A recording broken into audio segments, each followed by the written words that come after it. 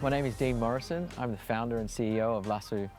So LassWho is the new global digital platform that connects people and organisations with inspirational leaders, world-class speakers, keynote speakers for live virtual events. Today I'm going to share my story about my career starting out in business and finance, then moving overseas to further my career, a bit about my cricket, and then I'll touch on my heritage as an Indigenous Australian. After graduating with my Bachelor of Commerce, I then studied for the CPA designation and after qualifying, moved to the UK for a season of cricket.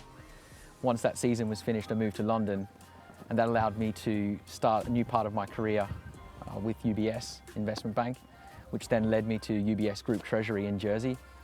And during that time, I developed a number of relationships through the MCC and through the ICC sort of cricket. That's given me the opportunity to start LassWho, connecting sports stars and celebrities, keynote speakers with organisations and people for live virtual events. LassWho was conceived and built here in Jersey during lockdown. My cricket club were doing a lot of Zoom calls for core fitness when we couldn't train. So I suggested to the captain, why don't we get a few of the current and former international cricketers from Australia and England that I know onto these calls, tell their story and then do a Q&A. And that's really where it came from. And then I thought, wouldn't it be great if you could connect people, organisations with these inspirational sports people and leaders for live video chats, virtual events. And that's sort of where LassWho came from, and it was born, and it's just sort of morphed into what it is now, to a sort of B2C and B2B offering. And what we're trying to create, the USP, is deep and meaningful exchanges where people are getting insight and learnings from these keynote speakers and talent, from their experiences that they've had in life. So it's just bringing people closer together when previously you wouldn't have been able to do this in such a frictionless way. Starting a startup is definitely something that was new for me, so I had to learn really quickly and be agile. Some of the biggest successes have been getting through the very first stage of getting the pitch book out there and what problem you're solving in the market, and then raising the capital, building out the team, and then building the tech.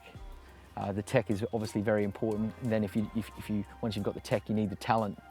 So we've got the talent, and now it's just marketing out to the world.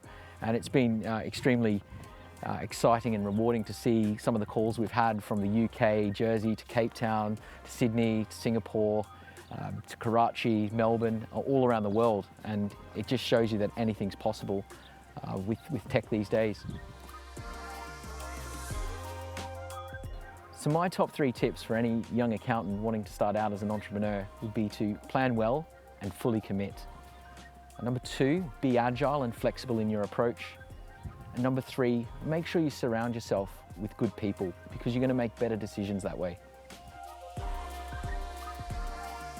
So my Indigenous heritage has really defined who I am. I understand the sacrifices that my ancestors, my family have made to give me the opportunities that I have today. So it's a really important part of me as a person, and it's something I value very highly.